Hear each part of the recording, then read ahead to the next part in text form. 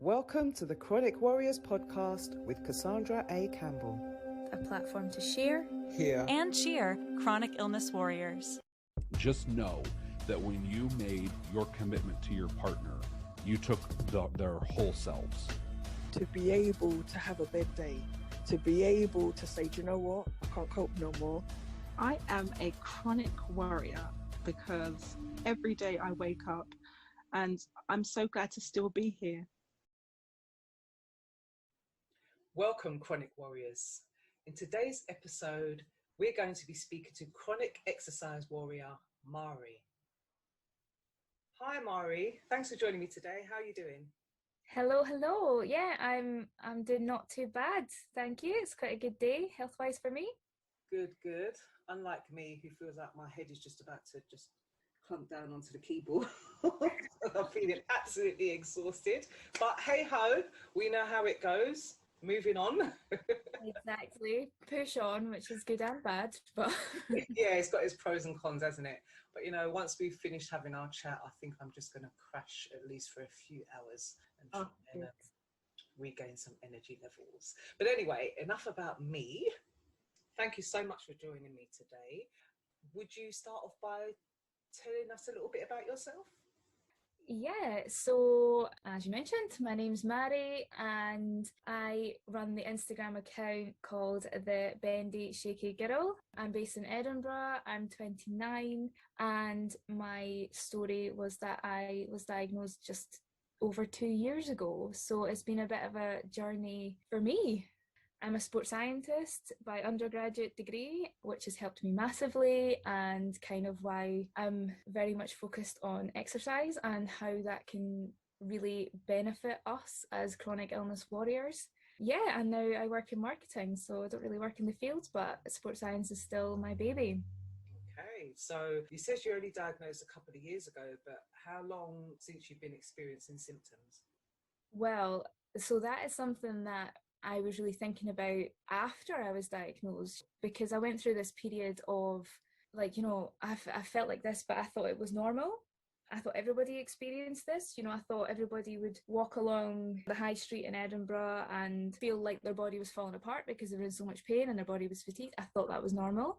So I think in terms of symptoms, I was diagnosed with chronic fatigue when I was in high school. So I was about 14, 15. I was diagnosed with IBS when I was a teenager too. So in hindsight, a long time, probably all my life. I remember when I was getting all the testing done, you know, for EDS being a question mark and stuff. And the rheumatologist asked me on the day, so how long have you been in chronic pain? And I couldn't even answer. And she was like, well, if it's that long, then it's too long. And you've probably been experiencing chronic pain almost your entire adult life. So it took 27 years, but probably a lot longer that I've been suffering in silence, I suppose. Yeah, a long time, which is unfortunately the case for many people, having such a long period of time without being diagnosed and not really know what's going on with your body. What conditions do you have? Yeah, so here is the list, and let's hope that brain fog doesn't come in full swing. I have hypermobile Ehlers-Danlos syndrome. I was initially told when I was 17 that at the time, I know it's kind of been debunked a bit now, but I had JHS, so joint hypermobility syndrome, and that was following gymnastic injury and just being in pain. And then on top of heads, I have gastroparesis, which is classified as idiopathic, but it's very, very much linked to heads and collagen deficiencies. It is delayed stomach emptying. Well, that's how it's classified on Wikipedia, Google, the internet. But actually it is interesting because it's linked to the vagus nerve, which is one of our automatic functioning nerves and part of our nervous system. And it's basically the signals are all skew-whiff from your gut to your stomach. And the symptoms with that are acid reflux, vomiting. You can't really... Sometimes you're absolutely starving, but you have literally a tiny bite and you feel like you've eaten a massive meal, and you're nauseous, bloating. You're recommended to follow a low FODMAP diet. There are some foods that I just have to completely avoid, some of which are quite challenging when you go out to eat because they're in everything. lactose intolerance comes as part of that, and a whole myriad of symptoms in itself for gastroparesis, and that is the only thing I have to medicate daily to be able to eat. Otherwise I can't eat and I can't drink enough water, etc., etc. So that is quite a challenging condition in itself. On top of that as well, I was diagnosed on the same day with HEADS, gastroparesis and fibromyalgia. I have chronic fatigue syndrome and dysautonomia, which is also called autonomic nervous system dysfunction, or ANS. And that's basically where your body just overreacts to stimuli, whether that's your heart rate, your temperature, kind of fight and flight mode. I've done a couple of posts about that on my page on Instagram, and the easiest way to sort of describe it is that although you have chronic fatigue, when you have dysautonomia involved in that as well, you don't get tired. Your body ends up getting completely wired and you can't sleep. Body's just going OTT, the opposite direction. So a whole bunch of work around calming the nervous system has been really beneficial for me. A couple of other gut things as well that kind of came part and parcel: IBS, SIBO, which is the small intestine bacterial overgrowth, which I did get treatment for, but at the same time I have to just make sure that I kind of fix my gut microbiome at the same time, which also links back into gastroparesis and signals, all the chemical signals getting sent from there to your stomach to your brain. So yeah, and I bet you I have a million and other ones that I've not been diagnosed with yet, but that's another kettle of fish entirely. Yeah, more than likely. Wow, I've been following your Instagram for a little while, and I see you in the gym lifting up these weights, and now you're which I was already in awe of. Yeah, and now you're telling me you've got all of these conditions and symptoms. I'm like, how on earth do you manage all of that? I'm really in awe. That's a lot. I know, I think sometimes I don't quite realise, like, taking stock is something that I'm admittedly quite poor at. So it's interesting to sort of think, actually, I do quite a lot for all of the kind of health battles in there. Yeah. When I finally got diagnosed, my early 30s, and I saw Professor Graham, and he said to me what would have helped, obviously joint hypermobility, he confirmed the EDS, but he said what would have helped is if I'd have continued to do sports, because I was a very sporty, active child. But what happened to me, because they didn't know what it was, doctors told me to stop doing sports. Interesting. Yeah, Professor Graham said to me was that because of that, my muscles, you know, you're going through your teenage years, that's when you're developing. And because I was told to stop doing sports, even though I didn't fully stop, but my muscles had not been given the time to develop properly, which possibly contributed towards the EDS setting in. So one thing that I really regret and really upset me is the fact that I was advised to stop doing sports, you know. Yeah. So what I want to know is, explain for us what kind of exercise you do and how you got into it. Yeah, so I'm kind of similar in some ways to yourself. I was quite a sporty kid. I started off Highland dancing, gymnastics, kind of dipped my toe into various sports. And I mean, albeit I should never really have done basketball and very much like load-bearing, forceful sports. That was probably a bad thing for my joints. But in terms of fitness now, I would always loved the feeling of sport and competing, especially in gymnastics. And I think, ironically, because I was hypermobile, I was good at gymnastics. So it just made me feel better. And actually, now knowing what I know science-wise behind the conditions and behind hypermobility, gymnastics, not in a full sense, in a lot of ways you train with gymnastics, it's so helpful for us and how we function and what we need to do to be able to function optimally.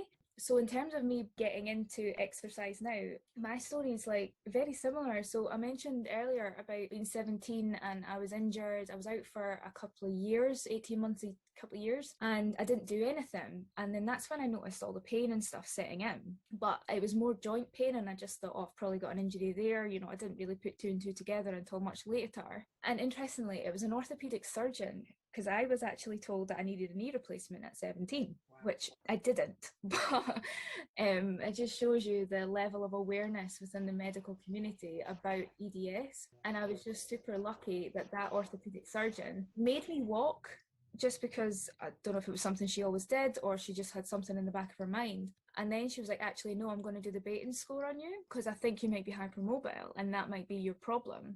And I hate the fact that they call it a problem because it's not a problem. It's just something we have and we just need to deal with it. And she did the Baton score and I'm 8.5 out of 9. And she was like, yeah, you've got, like, at the time, JHS. And interestingly, she was the one who said, now, I've just been to a conference about this and you need to, in essence, get your muscles to a point of being able to lift to double your body weight. Obviously that's your big mass, like your big massive muscles in your legs and your back and stuff. It's not like your arms can lift double your body weight because that's insane. But she said strength training is what will help you not be in pain. And then that same year, I went to study sport and exercise science. So I spent 4 years studying all this, learning all this knowledge about how the body works and stuff like that. And then my dissertation in 4th year, I was like, no, I want to find out more about JHS.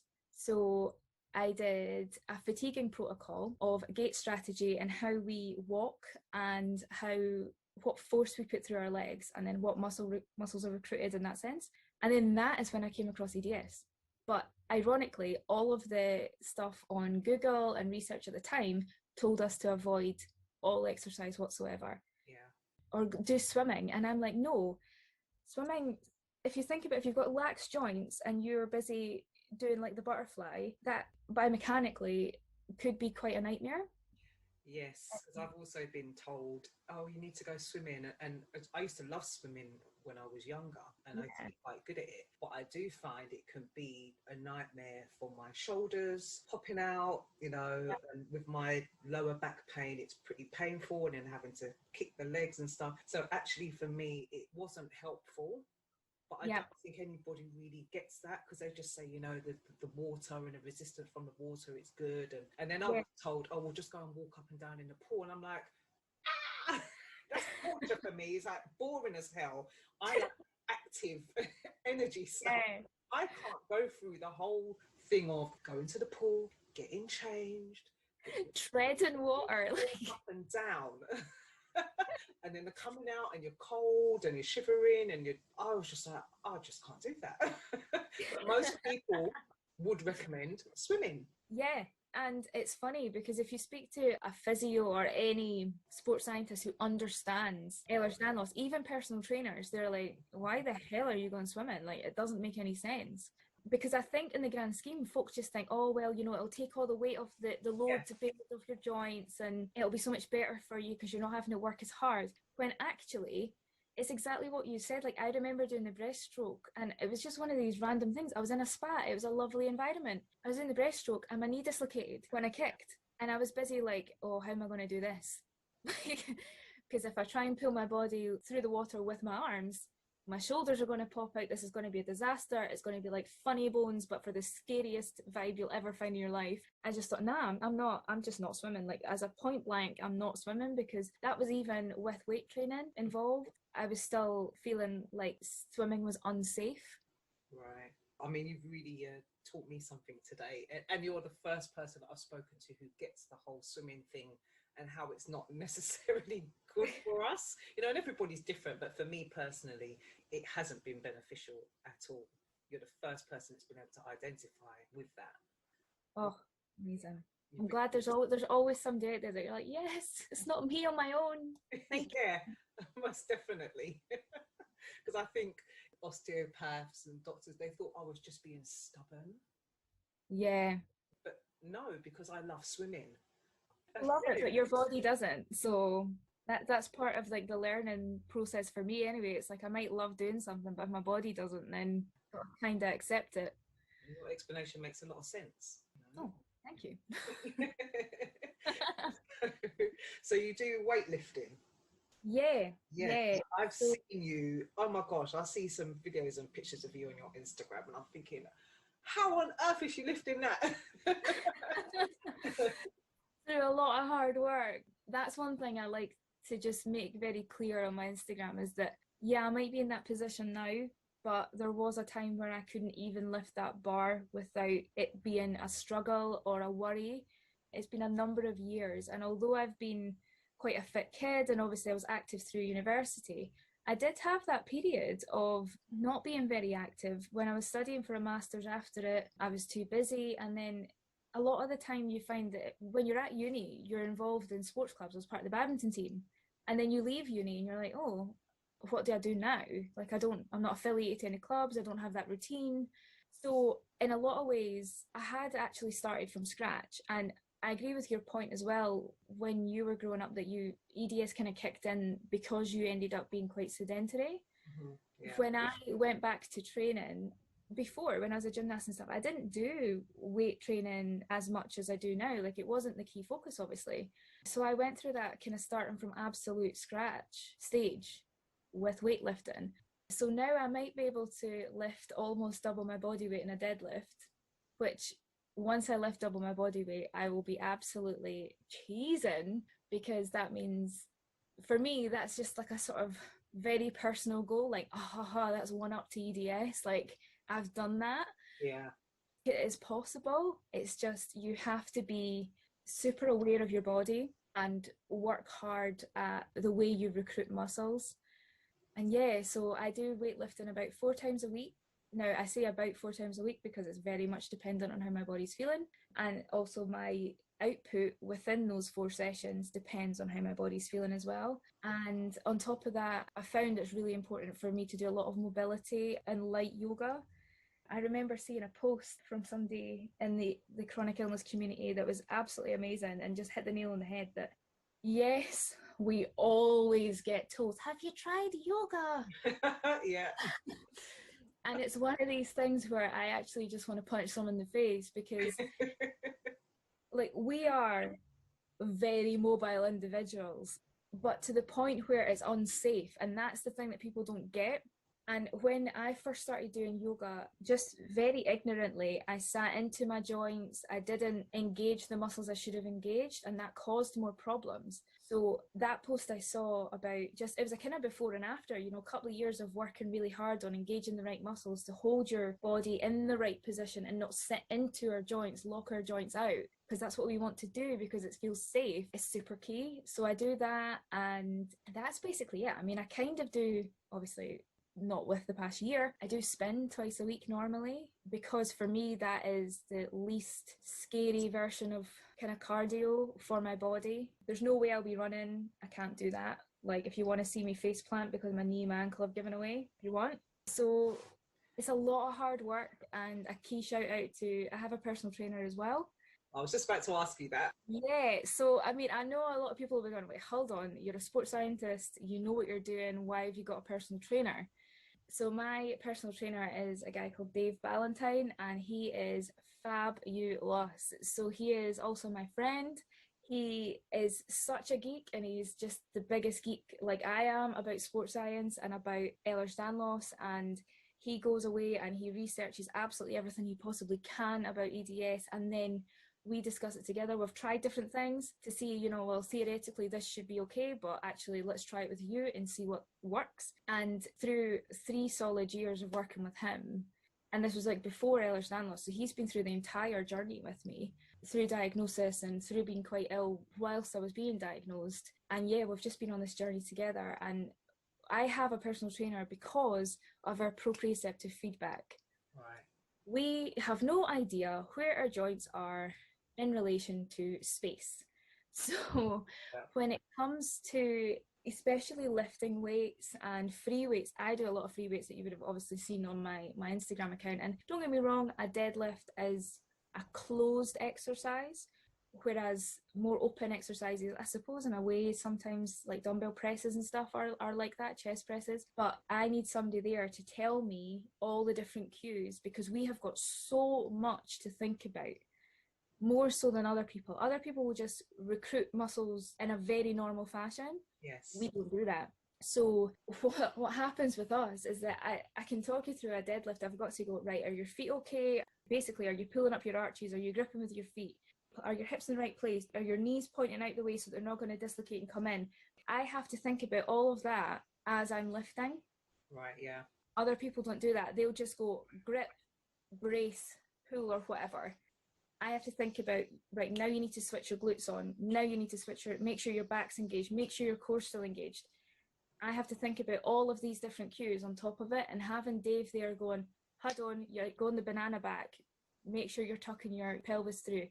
It's super, super helpful because we have got so much to do in our brains just to do one single movement. And the minute we forget one of them, something can go wrong. We can get a prolapse, we can dislocate something, we can subluxate something, and that just sets us back. So I have a PT and I'm very, very proud of him as a person growing with me and going on the journey with me. And I'm super grateful for him. No, you're really, really lucky. I think I might have to ship you down to come and train and help me. Because, you know, I used to go to the gym and do weights and things like that, you know, nothing compared to what you do. But I've always tried to be active, even if it's sort of in and out.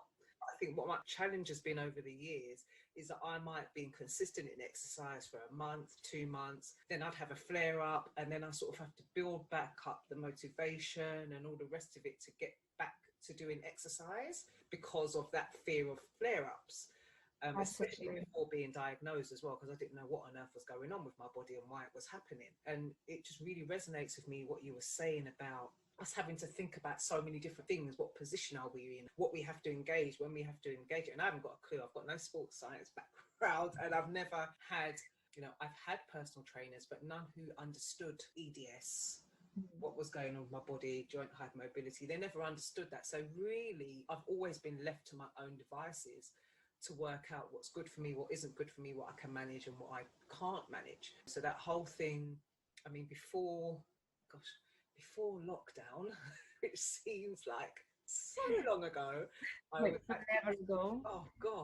doing a little bit of boxercise, which I'd started a few years ago, had a flare up and stopped. Then I started doing it where are we now? The year before last? Yeah. I started doing it just at home with my partner, who's got a little sports background. He used to be a personal trainer years ago, and he's also done quite a bit of learning about EDS and the joints. So we were doing a little bit of boxercise, and I was loving it because I have to do exercise that I feel like I'm doing exercise. Yeah, totally. For me, doing exercise and not feeling the burn or feeling like I've used up my energy, you know, a little sweat going on, I just don't feel like I've exercised. But that whole thing of having somebody who understands what they've got to be looking out for us, we don't forget and damage and injure ourselves. I think it's really, really important, but I'm yet to find somebody who's that knowledgeable to be able to do that. By proxy, that's kind of what I'm trying to do through my Instagram account, is provide us with a little bit of the inspiration, but also some of the tools to kind of help us. But I appreciate, like, when it comes to proprioceptive feedback, it's in terms of like sensitization. We're not aware of, you know, our back doing a bit of lumbar lordosis more than it should. We're just not aware of it, and we need somebody to kind of jivvy us on. Like when I am training on my own, people must go, she's so narcissistic, she's constantly staring in the mirror. I'm like, no, I'm doing that because I have to physically watch my body do stuff and be able to correct it myself when nobody's there to do it. Yeah. But yeah, like I still can't do it just not looking in the mirror. I'll absolutely mess it up. Like, totally. I get how that works. I mean, the other day I had a video appointment with a physio from Stanmore, you know, Royal National Orthopaedic Hospital. Yeah. Because I've had all of these injuries that have just been lasting forever, my wrist, my ankle and my shoulder. And although I'm used to having injuries, I've never had any that have lasted this long. So we've got to a point now where I've been doing the stabilizing stuff, and now I just like, listen, I just need to build back up my strength because I feel like I've just lost it all. And it's part of the reason, because from injuring my wrist, I was unable to continue with the boxercise. So everything seems to have just deteriorated in regards to the muscles, the ligaments, all of the strength around the joint. So we were starting off doing some strengthening stuff, and she was asking me to do sort of like a squat. And when I'm doing it and she's able to, you know, bear in mind, this is all on video, but she was able to see what my back was doing. And she's trying to get me to not, because we've always been, or I've always been told, and I think most people, to engage the core to protect the back. Yeah. But she's actually telling me, no, don't do that, because what it's doing is putting more pressure on my back. So I've now got to retrain my brain to stop doing that. And that's what I've been doing for years. I don't know what your thoughts are on that. Oh, my thoughts are a bit question mark, that one. Because for me, especially in a vessel which is EDS, we have to make sure we actively engage everything, because if one piece of the jigsaw is skew with, that can cause so many things. Like, I've personally noticed myself that before, one of my pinch points is my core. The irony, ex-gymnast, why is your core so crap? Well, so yeah, my core is one of the things that really holds me back, and I have to be very conscious of it. And I would still engage my core in any activity that we do, because that is our main stabilizer, and that is what holds up all our fascia and all our internal organs. I mean, what she was saying to me is to put all of everything into my feet and my legs. Yeah. I was about to say, use your bum. Right. Use your legs to control the movement, but don't be, what's the easiest way, wobbly through your core. That's really interesting. I'm going to have to think about that. So I've been really trying to focus on putting everything in, and obviously because my ankle's not strong at the moment as well, and just trying to focus on grounding off my feet and putting everything into the feet and the legs. But yeah, I was really thrown when she said about not engaging my core, because it was putting pressure on my back and making my back tighten up. So yeah, I think offline I'm gonna have another chat with you about this one. And I'm just thinking, do I do a wee series on my Instagram account about squat? What works for us, what doesn't, what how do our bodies react? Yeah, I might do that as well. That's interesting though. Yeah, might look into that. Yeah, definitely. But yeah, we'll go offline and have a little bit more of a chat about it, because I don't want to make this all about me. So what I really want to know is, how do you know what you can manage, and how do you know your limits? How do you know when to stop? Do you get the alarm bells, or do you stop just before? So this is something that I've done a lot of actual mental work on. Is just, I am very much a person who is 100 miles an hour and likes being busy, likes that kind of life. But I mean, that is absolutely not conducive to having chronic illness. Your body stops you. So I went through over a couple of years, I think, especially up until, I would say, maybe September time last year, of absolutely highs and lows. I would go hell for leather as if I was normal and essentially ignore all my body cues, call outs, which is horrendous. Like, it's the worst thing you can possibly do, because your body's constantly in fight and flight, and it's the chronic illness that comes up and says hello and says, no, you're having a flare up because I need to recover. So in terms of now, it's an interesting one, because it's weird. I just instinctively know now if I'm feeling it or if I'm not. And it's not necessarily a motivational thing. It's more, if I went in to do a front squat or a back squat in the gym with a bar, as soon as I start doing that, I might be completely pumped for the session. But as soon as I start doing that, and then whatever my body's feeling like, it will absolutely tell me as soon as I start the first set how that's going to go. And that might be that I'm just feeling a little bit tight in my fascia, connective tissue, or I've not recovered enough from a session before, or I'm just fatigued, or whatever. I've had to do a lot of work on not pushing it too far, because for me, I was like, oh no, I need to get here. I was fighting for that double body weight deadlift, and I did more harm than good trying to do that. So I've had to pace it back, scale it back, and say, no, it's actually okay to only operate at 60% effort right now, because that's all my body can do. So yeah, I think when you're in the gym, you're starting off with something, that's when your body's telling you where it's at. In terms of how that affects you mentally, yeah, it's tough. Because one thing as well, like especially when you're a sports scientist, and I used to work in a gym, and I've got lots of friends who are in the fitness industry, and you see them achieving all of this and able to do things that you're like, I should be able to do that. And actually then you feel shackled by the conditions. And I went through a little bit of a period of that as well, like just kind of coming to terms with everything. And actually it was tough. I'm never going to downplay that at all. Like, I had to go through a period of, well, my baseline is this, and that is so far from a normal mobile individual that doesn't have all these conditions. And I looked at it in such a negative sense, and then I just had this weird epiphany moment where I was like, actually, hold on, my 80% is somebody else's 120%. So actually, in reality, me operating at 60%, me listening to my body is the most sensible thing to do, and trying not to get disheartened by it. For a long time I was, whereas now I'm just thankful that I can actually go in and do this, achieve when I can achieve, and when I am feeling tip top and I can push the numbers, I love it because I'm like, oh, right, where is my body actually at? And also, what have I done in terms of management strategies for that to be the case, and trying to identify, have I done anything that's been different or not? Or am I just randomly feeling all right? Because sometimes we have no idea that why we're feeling all right.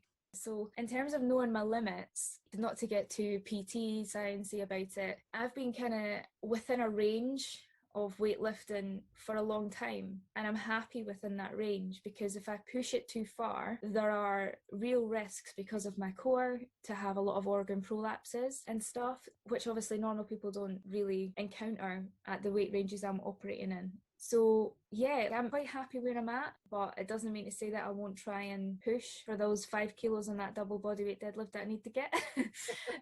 But I think my main point for this one is just be in touch with your body. Don't ignore it. Listen to it. If you're not motivated, don't stress over it, because if you try and stress yourself into motivating yourself, it's never going to work.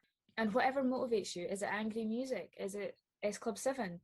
Do whatever you need to do, but ultimately enjoy it, because if you enjoy it, your body's going to benefit from it, and you're going to feel all the benefits mentally as well. It was interesting because I remember reading, I mean, I read so many studies on this, like I'm just such a nerd for it all and I love it, that fatigue is directly correlated with muscle weakness. And that is something I can hand on heart say is absolutely true, because the stronger I feel and the fitter, I suppose, I feel, the less I suffer from chronic fatigue. If I do suffer from chronic fatigue and I feel as fit as I've ever felt, it's always a mental issue. It's always anxiety, or it's always maybe something else in my life contributing to that. I could talk for days about exercise and the science of it all. I find it really, really interesting, and that's why I love your posts, because I do find it interesting. And I think what's happened to me is, I'm quite competitive. I think what happened to me, I find it easier to exercise on my own rather than group classes because of that competitiveness. I mean, I'm even competitive with myself. I feel you. But I think maybe I've lost a part of that, because when I used to go to the gym and do weights and things like that, and I'd see these old people going at it on the treadmill, and it used to make me feel so rubbish. These times I was like, in my 20s, your kind of age, quite a bit older than you. And my brain wasn't really engaging with my body. My brain is wanting to do something totally different, thinking I'm still in my teens, can still do aerobics and lift weights and do all of that stuff that I used to do. I was a footballer, that was my main thing, but I used to do lots of different sports. So I think I found that doing group stuff, I'm trying to compete with everybody, and then I would push myself too much, because I'm thinking, well, they're like in their 60s and 70s and going at it, and I can't even manage a fraction of what they're doing before I feel like an injury. I'm in pain. It really put me off from doing that. So as I said, over the years, I have done exercise on and off, but I still haven't worked out what is right for me. However, I do think, and as I've been saying to the osteopath and physios, that I really need to start building back up my muscles. But I'd love to be able to get to the point where I could go back to the gym and start lifting weights. I know my partner would love it because we could just go together. But it's a bit scary. Well, 100%. And yeah, I know on my account I'm in the gym, obviously out with this year, but like all the time, and I really love it. You know, I'm so used to it now. But it doesn't mean to say, and I think it's super important that everybody out there who is also a chronic illness warrior understands that I have gone through the same thing. I have been in that gym, and folk are genuinely like side-eyeing you, going, "What? You should be able to do this," or you feel like they're thinking that. And they're probably not, but in your head, you're like, oh God, I feel so inadequate, or I feel like I should be at a certain level. I feel like I should be. And actually, it's terrifying. Like you go in and you feel like completely intimidated by people in their 20s and 30s who, you know, are in amazing shape, especially when it comes to weightlifting. Like the way that we kind of recruit our muscles and stuff, like there's a whole big shebang about, especially aesthetically as well, like glutes for women just now, and we don't recruit them. So that is a constant issue for me, to just get them firing and stuff like that. But you see everybody else in the gym just absolutely rattling out these amazing weights, and they're like the same build as you, the same age as you, yada yada yada. And you get totally disheartened by it. I've been through all that, and even now sometimes you see somebody and you go, oh, sake, why can I not do that? And then you're like, actually, no, I always come back to that. 80% of our output is actually more than what other people will ever be able to comprehend. In terms of building back up your strength as well, resistance bands, phenomenal. They are one of the best assets I have in my at-home gym equipment. Yeah, and I've been doing some strengthening stuff with the bands as well. So that is where I'm at the moment, using the bands and doing a little bit with some really light dumbbells. Yeah. They said it's going to take a while because these injuries have been going on, particularly the wrist and the ankle have been going on for so long. The stuff with my shoulder, my shoulder's been subluxating quite a bit for the past few years, but this new-ish injury is my rotator cuff. So it's going to take a while before things start to build up and heal properly. And I'm just not patient, and that's my problem. I want it tomorrow. And so I really need to work on my patience. That's the thing as well, because we have all the faulty collagen, we don't repair as fast as, I'm going to say everybody else. That's such a very top level term, but yeah, everybody else that doesn't suffer from Ehlers-Danlos and any collagen issues. And that is frustrating in itself because, scientifically, you don't necessarily want to leave it 72 hours or more than 72 hours before going back into doing some exercise. But actually, if we start training, and this is where I don't want to scare people off, because the risk of a flare-up when you initially start training, because essentially you're adding stress to your body, is higher, and you might be in more pain and you might feel a little bit jaded by that. And one thing is to just not push through it. That's the wrong thing to say. Is just be conscious that when you start training again or start training for the first time ever out there, your body will react, and that's natural, but just play it by ear and go with your body. It's funny because subluxating shoulders, hilarious. Mine's is phenomenal. I can't carry both of my shoulders. Also hilarious, ex-gymnast, can't do a pull-up to save my life. I can't believe that. I can't believe that. Not with what I see you lifting. Honestly, it's my next thing. Once I've done the double bodyweight deadlift, I'm going to try. That'll be my next goal. So all of you follow my Instagram account will be like, come on, monkey arms. I carry in shopping bags. My elbows, my wrists, and my shoulders slip out of place. Oh my gosh. That's been happening to me a lot recently. Yeah, and then there was one thing that's part of my program that I have a love-hate relationship with, because I know it's so good for me, but damn, I hate doing it. And it's called a Pandafly, and I'll post a video of it. I've got one from ages ago on my page, and it's brutal because you've got your arms at full extension. So think about trying to have a weight at the end of them, trying to keep them all in place and straight. It's absolutely brutal for our joints. But in terms of improving the muscle tendon stiffness, that's what we're aiming to do, because once we've basically got our muscles and tendons working in a kind of optimal fashion together, exercise-based therapy is the best thing for that. But yeah, it doesn't mean to say that you're not going to feel like there's some exercises that are good for us, but damn, I hate them. I think I'm going to have to go through every single post on your page and start following really diligently. And I think you're going to be like my virtual personal trainer.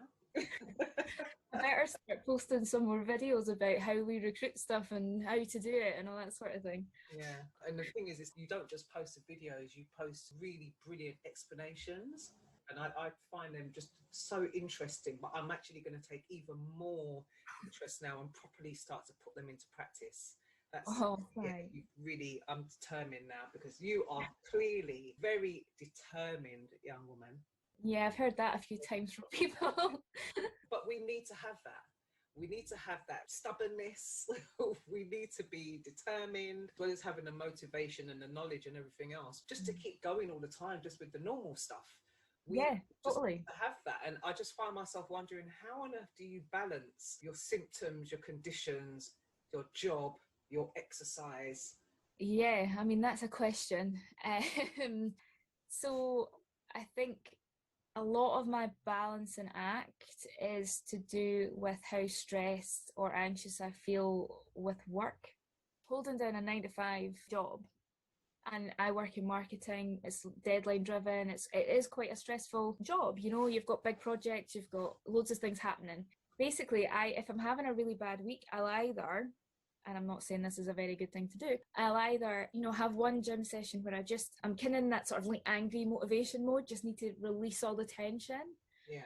And whether that is a massively big session, you're pushing the numbers, you're getting a PB, all this, or not, it's more a mental thing for me. So I just have to be balancing it all. Like, I just have to be very aware of how my body's feeling. And one thing that has been super important for me is journaling. Just taking I call it like taking the temperature of my body, like, out of 10, where am I at with this? Where are my pain levels? Where are my fatigue levels? Am I feeling anxious? If I'm not feeling anything at all, why am I not feeling anything at all? Is that a good thing or a bad thing? Like, that sort of thing. And then based on that, I tend to do it in the morning. I think it's quite interesting. Once you're up in a, sort of circa 10 a.m., how are you actually feeling that day? And then from that, I kind of juggle it around. And in terms of training, I never ever train one day after the other. Not a chance. It's always at least one day of rest. And I'll try never to do less than 3 days of weightlifting. I've got 4 days of training scheduled in, but for me, if the fourth isn't doable based on how I'm feeling, it doesn't matter. 3 days is fine. And obviously there are times where I've had to completely take a step back from training. There's been a couple of times where there's been a week and a half, 2 weeks, 3 weeks, even longer, that I've just had to for other reasons. I'm having a gastro flare and there's just no point in pushing my body any further. I have to let it heal. I'm having a fatigue flare. Fibromyalgia's off the bloody charts, so I can't do that. Yeah, it's tricky juggling it all. And ultimately for me, it does come down to just reading my body and just feeling okay with not doing something. Because a lot of the time you feel guilty that you should be doing this, you should be doing that, because it's good for you, and that's the frustrating thing. If you miss training, what could that mean? Like when I was at my most ill, oh my God, like when I think back, I'm like, how was I functioning? Like I still had a full-time job, I had no time off, and I wasn't eating. I was barely able to sip water because this was before I had medication for gastroparesis, so I couldn't eat, I couldn't even drink water. I was just an absolute mess, to be honest, and I was still training because for me, mentally, that one thing that I could control was my muscle strength. If I let that go, oh my God, what else was going to happen? I mean, in hindsight, I'm not entirely sure it was a great thing to do, but for my own mental well-being, that was the one thing that pushed me forward and gave me, I'm an inherently very determined human being. So juggling it all is tough, and I'm still learning half the time. Like I still have flare-ups. I still get too caught up in the rigmarole of life, and then body's just, waiting in the background, ready to smack you in the back of the head and go, right, come on, this isn't good enough. Yeah, so I'm not remotely perfect in that sense. I'm getting better, but it's just juggling it all's very much how's your body responding to how you're feeling, and just being aware of that brain-body link. Yeah, I definitely agree, just in general, with that whole being in tune with and listening to our bodies, and actually listening to our bodies and hearing what it's telling us. It's really important. And also just being kind to ourselves. And that's one of the main things that I love to tell people is be kind to yourself, because it's really easy for us to have the guilt and to beat ourselves up because we're not doing what we think we're supposed to be doing, or what somebody else thinks we're supposed to be doing, or what that person's doing, and that's in any area of life when you find it challenging to do the quote unquote normal thing. So it is really important that we listen to our bodies, but also that we're just kind to ourselves physically, mentally, emotionally. That's really, really important. Yeah. I 100% agree. But your determination, it's absolutely awesome. I love what you're doing, and I love the message and the awareness that you are raising on your page. I think it's absolutely brilliant, and that's what made me want to invite you to come and have a chat with me today. I do love your page, and I'm grateful that you came on to have a chat with me, and I've really enjoyed it, and I've learned a hell of a lot. So I'm going to be tapping you up. Totally. Whenever. So just keep an eye on your inbox. You'll be getting the odd message from me. Totally. So yeah, I hope that's all right. Oh, absolutely fine. Like I'm more than happy to answer any questions, have a general chit chat. Totally. Yeah, lovely. Because just having somebody who knows what they're talking about, who's going through it as well, because it's easy for a medical professional who doesn't have joint problems, EDS, fibromyalgia, to advise you. And it's not to say that they're wrong and they don't know what they're talking about, but somebody who's actually done the studying, gets the scientific aspect of it, and how the body works, but also experiences the same challenges, has the same conditions. That's just like a double whammy, brilliant. Couldn't ask for better than that. So yeah, I'll be tapping you up. Oh, amazing. Yeah, because that was the one thing like I really wanted with the page, was to basically just disseminate all the science and make it understandable, because for me knowledge is power. Yeah. And I mean, don't get me wrong, when you've got a list that's scooching up to A4 and diagnoses, it's daunting and it's terrifying and it's disheartening, and you're like, oh my God, this is me for the rest of my life. And none of them are curable, they're only manageable. So for me, I was like, look, I've got this degree here. I can totally use it to help everyone. And that was the purpose of my page, like to just make sure that the information was available for all of us to take note of if we wanted to, if we needed that little helping hand to understand stuff. Because you're right, medical professionals they know a couple of bullet points of, generally speaking, this is what you should do, but there's no one size fits all.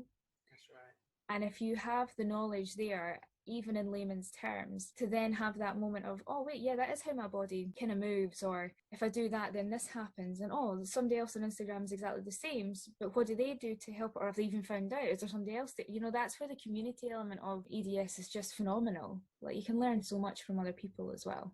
Yeah, most definitely. I'm going to be studying your page like a manual. My new course. But thank you so much for coming on, and I would just like us to end on this note. If you just finish a sentence for me. I am a chronic warrior because I want to give hope to all of us. Wonderful. Thank you so much. It's been brilliant. I'll speak to you really, really soon. See you soon. Okay, thank you. Bye. Bye. You've been listening to the Chronic Warriors podcast. Please remember to like, subscribe, comment, and share this podcast.